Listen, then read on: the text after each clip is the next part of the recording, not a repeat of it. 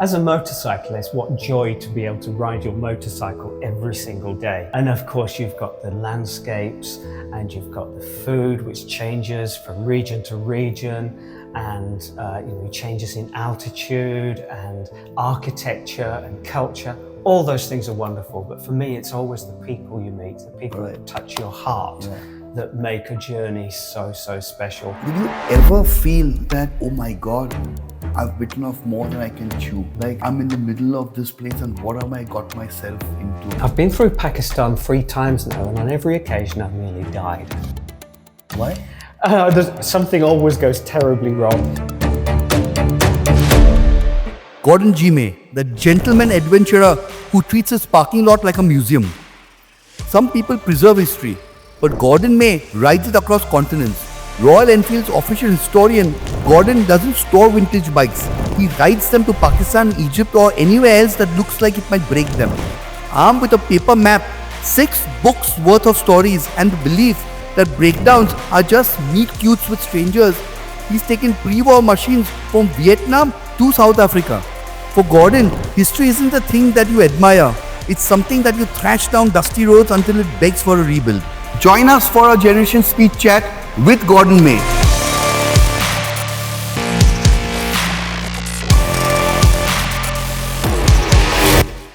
Where did this whole passion for riding on a motorcycle to faraway places like Vietnam, Africa, India, and now you're going to South Africa? You're planning to go to... No, I've ridden already to South Africa. You're planning to go up to the Arctic. So I read. Done it. Okay, you've done that. Yes. Right. What's your next plan then? Well, hopefully back in India again in November. I'm very passionate about traveling in India. It's so dear to my heart. Okay. And it's such a vast country, so many different cultures. People are wonderful. The roads are now fantastic. Really? When I first traveled in India in the 1980s, 1987 to 88, for 5 months, India and Nepal, on a Bullet, 350 Bullet, which is giving my age away, the roads were pretty sketchy. You know, potholes big enough to swallow the whole motorcycle up now. And I think now some of the best motorcycling roads in the world are in India. They're just fantastic. Well, that's great. So tell me about, I'm interested about the bike we just saw. It's a 1953? So 1953 500 Bullet. So the 500 Bullet wasn't produced during the Second World War and only started again in 1953. So it's the first year of post-war production for the 500. Yeah. I've had it for about 25 years now. Right. And it's the motorcycle that in 2008 I rode from where I live near Manchester in the UK to the Royal Enfield factory in Chennai. All right. And what's the route that you took? Crossing through Europe, I went through France, Belgium, Netherlands, Germany, Czech Republic, Slovakia, Hungary, Romania, Bulgaria, Turkey, Iran, Pakistan, India. So there was no problem going through Iran and Pakistan? Friendliest people, absolutely friendliest people. But I had done my homework for Iran. It was very difficult to get a visa, but I got pre-approval using a travel agency in Tehran, which cost me, I think, 30 euros. Took a week, got a little 8-digit code. Then when I went to the Iranian embassy in London, I was processed the same day. All right. Whereas there were people sitting in there who'd waited a month and they still weren't sure whether they would get their visa or not. So the smart thing you did was get the pre-approval from the travel agent in Tehran. Yes, yeah. That's what you did. Yes. Okay, that's great. And tell me a little more. I mean, you've got a whole book about it, right? This whole book called Overland to India. Okay, it's a fabulous book. So 8,400 mile adventure. So on the 8,400 miles, give me about 5 or 6 highlights of your trip. Oh gosh. Well, as a motorcyclist, what joy to be able to ride your motorcycle every single day. I mean, I didn't ride every day, but most days. And of course, you've got the landscapes and you've got the food, which changes from region to region, and changes in altitude and architecture and culture. All those things are wonderful. But for me, it's always the people you meet, the people that touch your heart, that make a journey so special. And that was very much the case on this journey. So Iran, how are the people in Iran? I'm quite... Oh gosh, just so welcoming and friendly. And I'll give you an example. Crossing through Turkey, petrol was really expensive. It was £1.69 per litre. Almost like what is here just now. Yeah, more than it is here just now. When I crossed into Iran, it was about 18p a litre, less than 20p. Yeah, they've got the oil. But it was rationed. And it was rationed to prevent it being black market smuggled out of the country as cheap petrol. But of course, you needed a ration card, which I didn't have. Every time I stopped for petrol, people would be pulling out their ration cards and trying to give them to me. No benefit to them. It was costing them some of their allowance. Exactly, their own allowance. And I never waited. And sometimes it was embarrassing because I have 3 or 4 people saying, please have my card. And I wouldn't know which one to choose because I didn't want to offend anybody. Really? And then you go to places like Esfahan, which are beautiful, just the most gorgeous walking bridges over the river there. And there are poets on the riverbank reciting their poetry. And even at 10 o'clock at night, there were families out, grandparents with their grandchildren having picnics. And the atmosphere was just magical. Right. And the mosques in Esfahan, so beautifully decorated, the mosaic work. And of course, always any visitor is always welcomed inside. So that was all part of the rich cultural tapestry of being there. And what was it like in Pakistan? I've been through Pakistan 3 times now, and on every occasion I've nearly died. Why? Something always goes terribly wrong, but that doesn't alter my love of the place because, again, the scenery is so dramatic in Pakistan, depending whether you're in the mountains in the north, or on, let's say, on the Karakoram Highway, or if you're, traveling in the south where it's desert and or the green of the Punjab.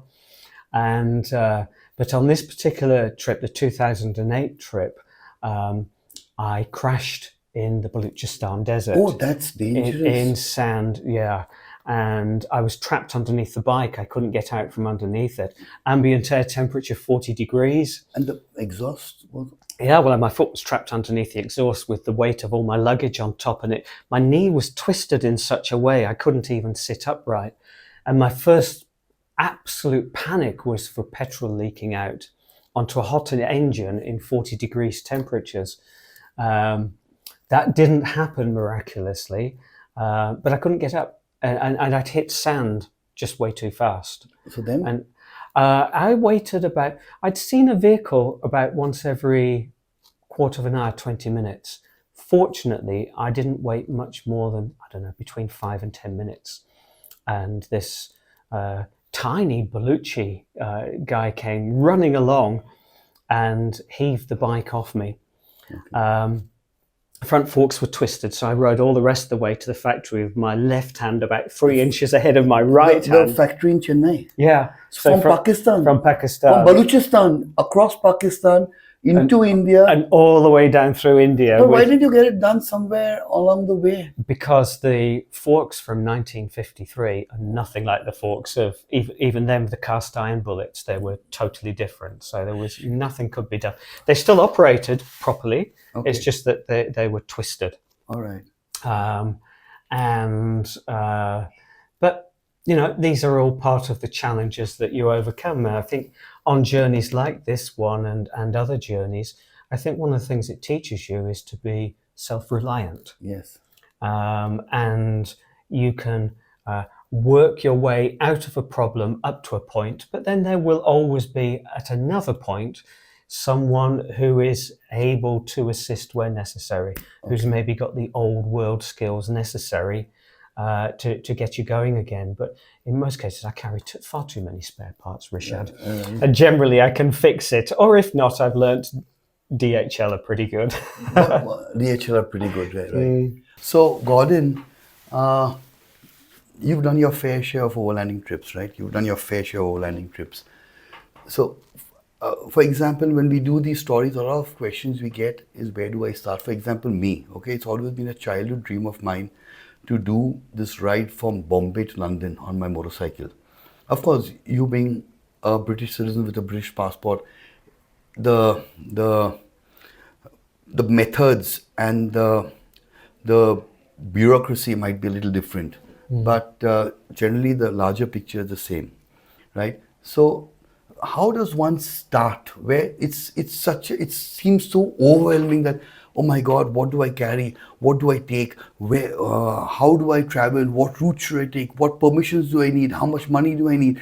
So where does one start? How do you start off making a plan and executing it? You start by committing to do it. Okay. That's it.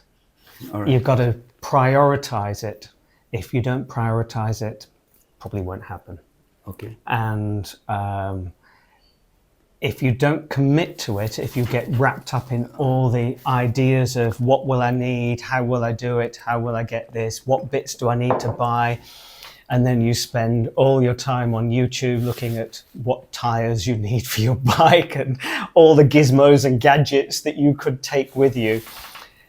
It's not about that. Okay. It's about making a commitment and saying, I'm going to make this journey no matter what. Here's my bike. I'm going to make this bike ready for the journey. Okay. So mechanically sound, first thing. Okay. And do I understand it? And I've had to learn so much about motorcycles to be able to do it on old bikes. Today, we're blessed. The new motorcycles today are so much more reliable, but I know yours is an old cast iron one, yes, isn't it? Right. So you need to understand it and know it's in really good condition. Once your commitment's made, then you have to work out where you're going to go to get there. And obviously, having an Indian an Indian passport, Pakistan is not going to work for you. Yeah. But there are alternative ways around. Can you ship from Bombay to the Gulf states? Okay. And then continue from there? Can you ride into Nepal and then cross China with a guide? Yes. You have to have a guide if you're traveling in China. And then, as you know, because you went to the Everest Base Camp, didn't you? I did. And I've also done the trip in the opposite direction. I've driven from Munich to Mumbai. Right. But that was through Russia, Mongolia, China, Burma, and India. Okay. Yeah. But it was all thanks to autocar. I was just told, here's the car, here's your passport, drive. So I didn't have to do any preparations. But I want to know from you what a person who's doing it just for passion and not as a corporate project, how does one go about doing that? So, right. So for somebody with an Indian passport, those are your two routes out. And once you decide on them, you just got to look into the logistics and find out. And we've got blessed with the internet today to be able to help us. When I first rode in India and Nepal in the 80s for 5 months, we didn't have mobile phones, let alone the internet. This 1988, right? 87 to 88. All right. Yeah. We used to write home on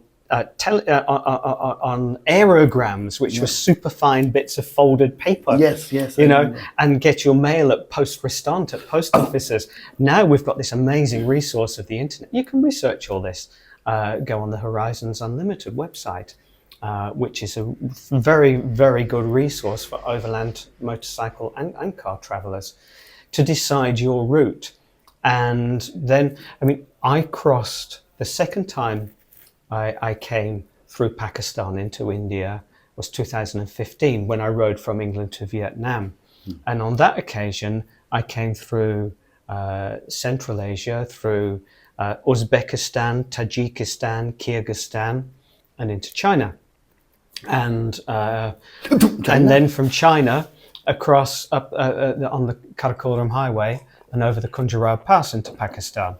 But instead of that, you can actually continue on. Which pass? Khunjurao Pass. Khunjurao Pass. But you didn't come via the Khyber into India. No, because the Khyber Pass comes through Afghanistan. Okay, which you can't go. Yeah. 2015, Afghanistan was hot. Yes. But I believe now it's all right. You can. It seems to be settling down. Yeah. Yes. But there are alternative routes through China that will take you to Nepal, and then you can drop into Nepal and into India. So it's a case of doing your research, committing to it, and everything else will follow. All right. Yeah. But it's that commitment that I've written 3 motorcycle travel books, and I've sold a lot of them to people who say, I dream of doing this, and they say, but I can't, and I say, well, it's just a question of priorities. If you prioritize it, you can. If you have more other priorities in life, then that's absolutely fair enough. Your family priorities, perhaps, work priorities, financial commitments, a mortgage may make it impossible for a lot of people. But if you're determined to do it, you just got to commit to it. And when you set off on your first trip, right? The first Overland was with the 53 bike. Yes, from England. Yeah. Yes, was with that one. Yeah. Sorry. Did you ever feel that oh my God, I've bitten off more than I can chew? Like I'm in the middle of this place, and what have I got myself into? There's a point called the go no go, right? That now it's too late for me to turn around and I have to continue. So did you ever feel overwhelmed? No, because I've travelled all my adult life, hitchhiking around Europe, backpacking, all kinds of places, on trains. I travelled the whole length of North, Central and South America on public transport. I travelled from Asia to the UK, all by trains, including on the Trans-Mongolian Express. So you build up a kind of confidence that there will always be a solution. All right. And I always travel with the belief that just about everybody in the world has got a good heart. Right. And that the underlying quality in everybody is kindness. Yeah. We all have similar problems. Yeah. But at the end of the day, we'd all rather help somebody out than do them harm. And so I'm always very optimistic.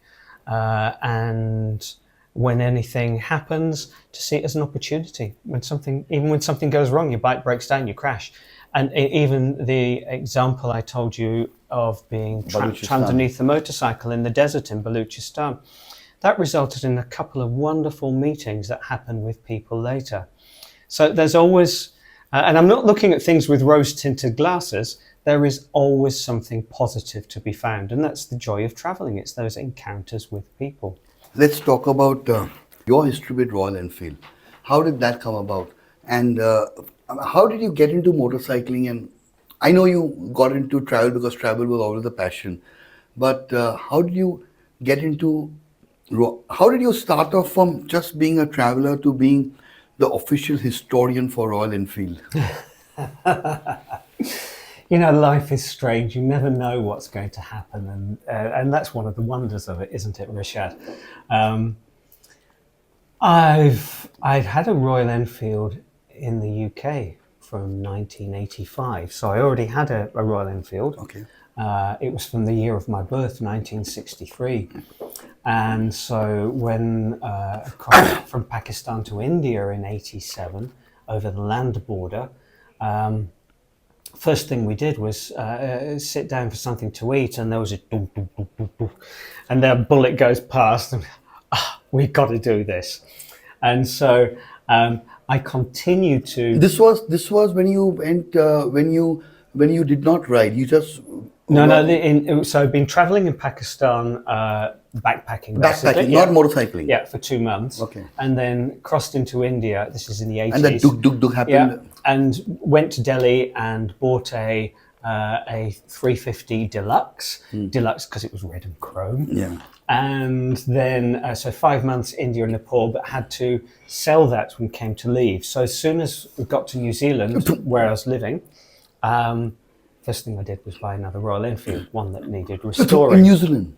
In New Zealand. And so I always had motorcycles right from school. I used to ride a motorcycle to school. Okay. And Which one was that in school to school? oh, it was just a little 100cc. Okay. Yeah, it wasn't a classic motorcycle. And when I moved back to the UK, I brought that motorcycle with me, the Bullet, and that had lived in my office because I had a clothing business in New Zealand, and so it had resided in my office. It was a great talking point. So that came over to the UK, as did a couple of my other bikes. And we had an importer in the UK at the time, Royal Enfield did, called Watsonian Squire. And they're the world's oldest sidecar manufacturer, and they're still in business. And they were really trying to build up the brand in the UK. And I was passionate about the Bullet model. And so I decided that I'd produce a sort of more of a fanzine than a magazine, which I called The Bullet In. And I did that for almost 3 years. One issue per month, which people would either buy as a black and white printed version or as a colour, which was mailed out by a PDF. And then I thought it'd be wonderful to write a book about the factory. And I'd already started helping out with various projects for the factory. So for example, we didn't have a marketing team here. Royal Enfield didn't have a marketing team in the UK. And the international marketing manager would come over and I'd arrange focus groups so that they could understand what the market and the scene, the classic bike scene was here. And so I kind of invited myself out to the factory in 2002. I said, if I come to write a book, will you let me? And they said, of course we will. This was in the Chennai factory? Yeah, in Tiravotia, the original factory that was set up at the end of 1955 in collaboration with Royal Enfield Redditch, how it all began in India. So it was to that factory. So I went out there, this was all under my own steam, and I was given my own office, and I was treated so well, and I was given a bike to ride to and fro my accommodation, and free reign of the factory. And I spent 2 weeks photographing production, every corner and every part of the process. So I did this very simple book called Made in India, which was, I just thought, if you own one of these motorcycles, how wonderful to follow the procedure of how it was built. And from that, the following for the magazine continued to build. And then there was an event in Redditch in 2003 called Redditch Revisited.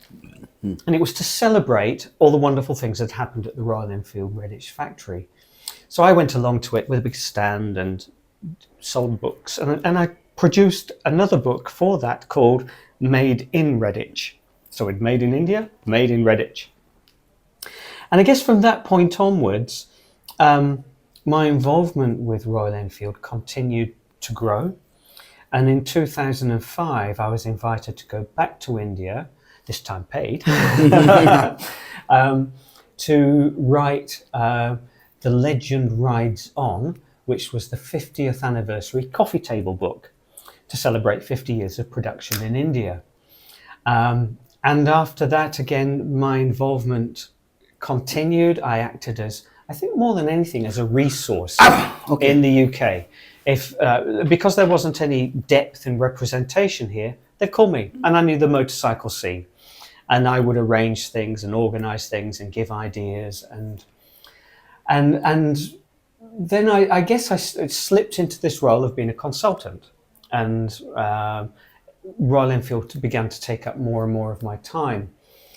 And there must have been an occasion, I think it'd be around about 2013 when we launched the 535 Continental GT. I ended up being the master of ceremonies. Yes. At that I remember event. that at Goa. At Goa? That's the first time I met you. That's right, yes. Yeah, the red one and the yellow one. Exactly. Beautiful bikes. Beautiful I loved the 535 GT. But the cast iron would keep breaking off. The bits would keep. That was my only grouse with that. They had the gear lever and all that. Now it's of course much advanced. Quality is different altogether now. Yeah. But we did the first launch here. We rode 50 journalists. I think in 2 days, so 100 journalists in total from the Ace Cafe to Brooklands, then down to Brighton Seafront, the old Mods and Rockers thing connection there because it was a cafe racer. Okay, right. And we did that twice, and that was Royal Enfields' first proper global launch. But there was an occasion shortly after that. I think there were over 150 journalists and dealers came over from India.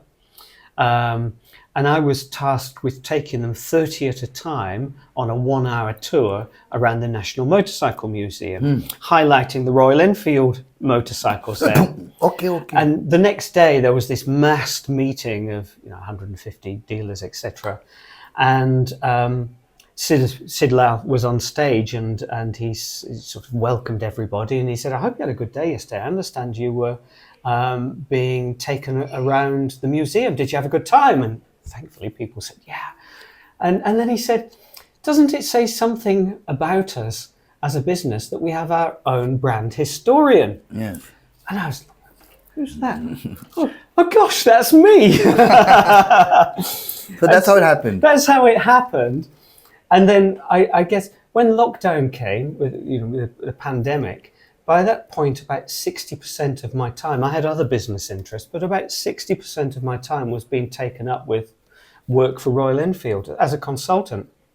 And I was invited to join the business full time. So that's how I became the Royal Enfield historian. It's all my overland journeys have been on classic motorcycles. So the ride from England to Vietnam, which was 11,500 miles, that was on a World War II British motorcycle with a rigid tail, so a hard tail, 40 miles an hour the whole way. But okay, so Gordon, why is this fascination?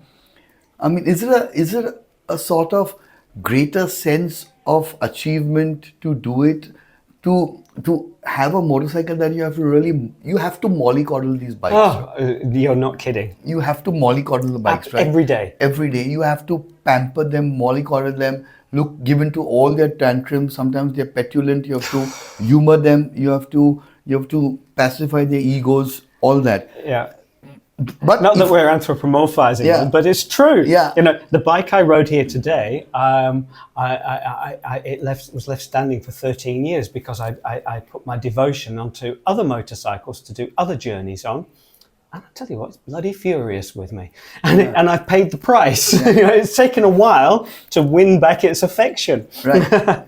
So, exactly, that's what I'm saying. So, what I wanted to ask you is that suppose you had the opportunity to do something on, for example, on a Himalayan or a classic 650. Yeah. Do you think the journey would be as interesting or would it be insipid? What do you think? Well, this is a very good point because I've always had old motorcycles, and I've had so many frustrating times with clutches or the 500 twin, 1952 500 twin that I rode the length of Africa. It would take me 2 hours to do the valve clearances, and I'd need to do that every second or third day. Really? Yeah. I mean, it was. It's so much work, but I had such a special connection with these bikes. My God. And they'd been 2.5 hours every day. Every second or third day, yeah. And I bet there was other maintenance to do as well. And such a deep connection that it becomes important to you to see it through. Okay. And you want the bike to make it. Right. And there's a certain charm and a certain feel and maybe maybe it's showing off a little bit too. Look at my old bike. But to answer your question Yes. in more detail, in 2023, when Royal Enfield launched the new Bullet 350, Bullet Mary Jan. Bullet Mary Jan, rode one of those from Chennai to Goa for the Motorverse event. Yeah. And the difference in having a motorcycle, one with an electric start, of course, but just the reliability, and also it's less tiring. The engine's so smooth. Yeah. The brakes are so good. It's so less tiring than riding something that has got this vibration, and you have to kickstart, and have got drum brakes that you're using your hand, your arm, your and shoulder. your shoulder to apply. And then last spring, two of us rode from... Two of Jackie and you? Yeah, Jackie Fono and Jackie, myself. we featured Jackie. Yes. Yes. Yeah, so Jackie Fono and myself rode a pair of 350s, her on her new Bullet 350, and myself on a classic 350, to Corsica and Sardinia. And it was the same. Was that journey less enjoyable for me than riding a 70 or 80-year-old motorcycle? No. In fact, there was more time for me to take in the scenery, to relax, to enjoy the moment, than there was on an old bike, because I wasn't fixing it every day. And you have to go and then start it, and with your fingers crossed that, oh my God, today I hope she's not going to throw up a tantrum.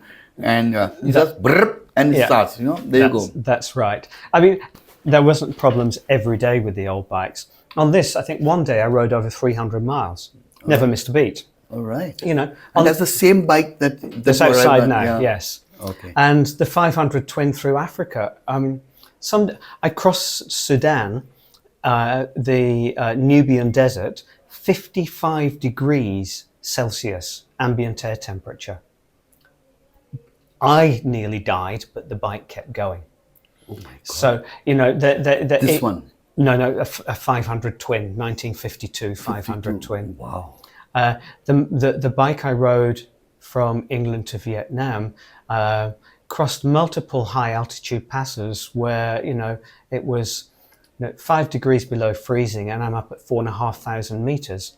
But then I crossed Myanmar on it, where the temperature was up at 40 degrees, and it was so strong and kept going.